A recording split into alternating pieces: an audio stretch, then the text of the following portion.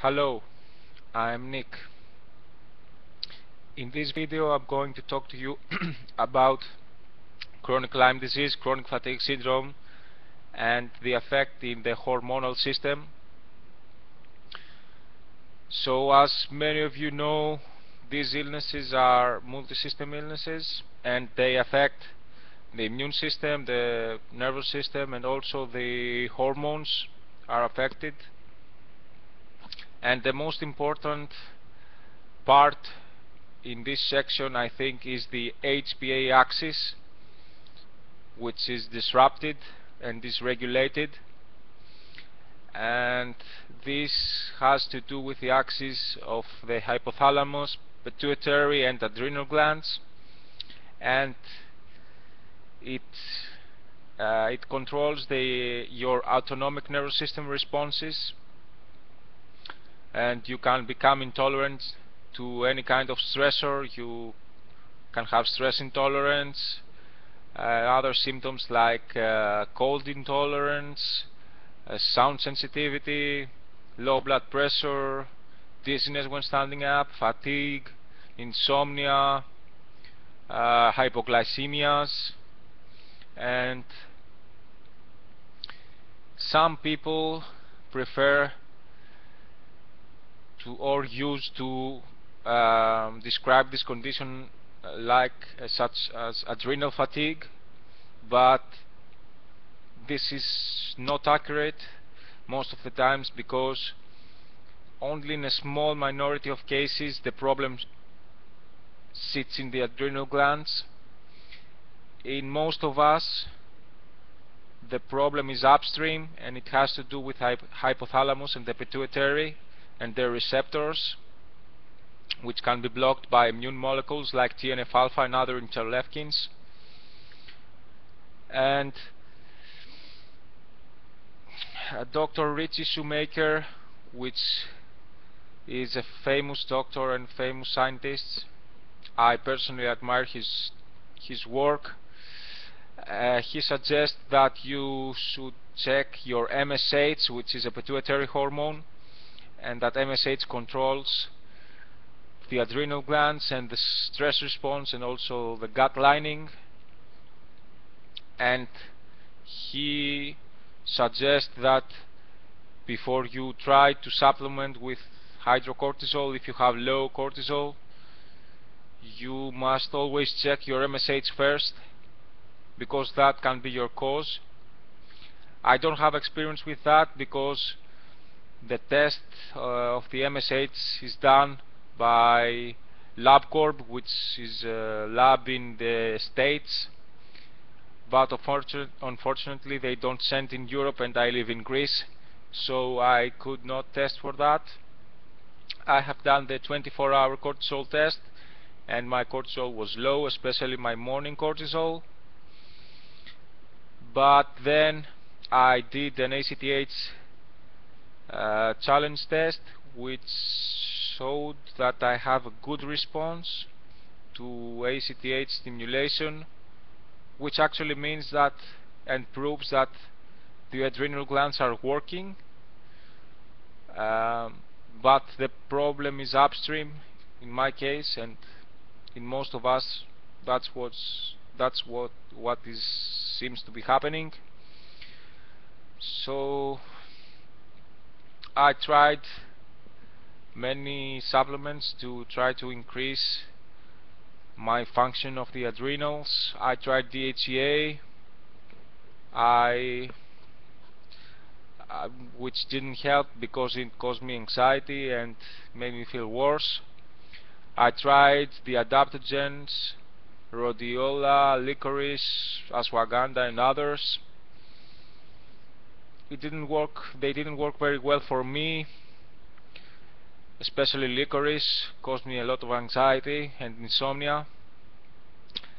And the only thing that is actually helping me with that is pregnenolone, which is the mother steroid hormone. It's the first hormone that is produced from our cholesterol, and by giving your body pregnenolone, you can give your body the chance to to produce whatever steroid hormone it needs, and in my case that seems to help.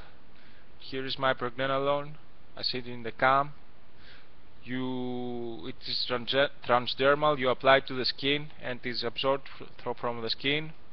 I take that every morning, and it helps me with fatigue and stress intolerance.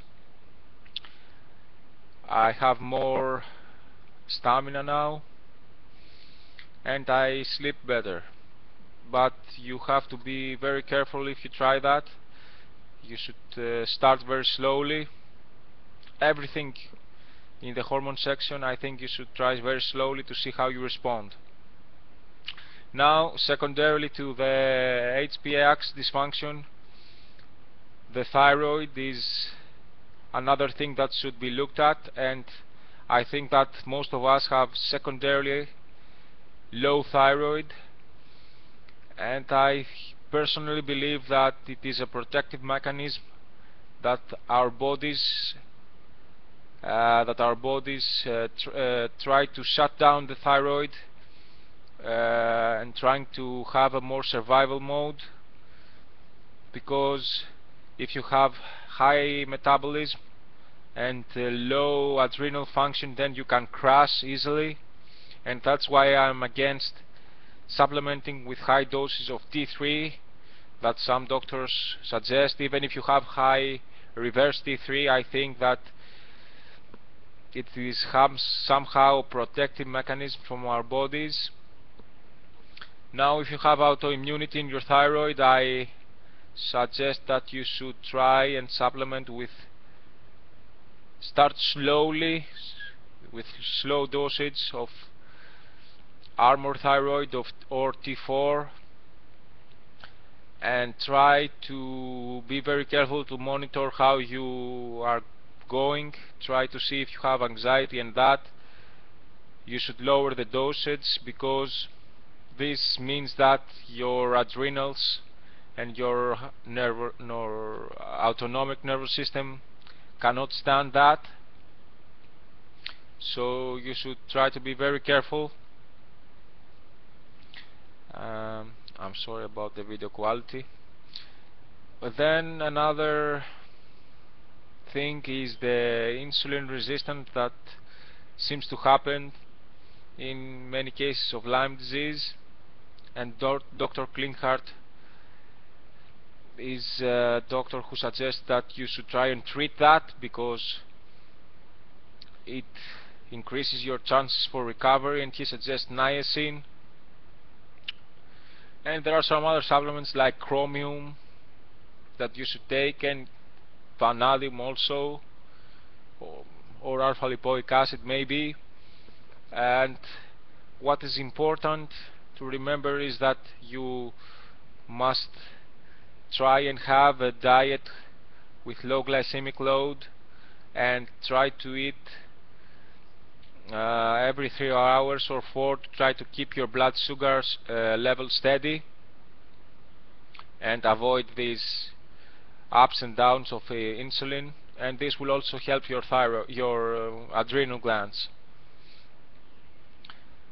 And finally, there seems to be an overconversion from testosterone to estrogen in conditions with high inflammation and high oxidative stress like ours, and that seems to happen via an enzyme called aromatase, which seems to overwork. And I suggest, and many other doctors suggest, that you should try and block this enzyme with natural supplements like zinc, which is a very nice aromatase inhibitor, and also there are some herbal aromatase inhibitors, like I take, for example, this formula, estrogen defense, to try and decrease the conversion to estrogen.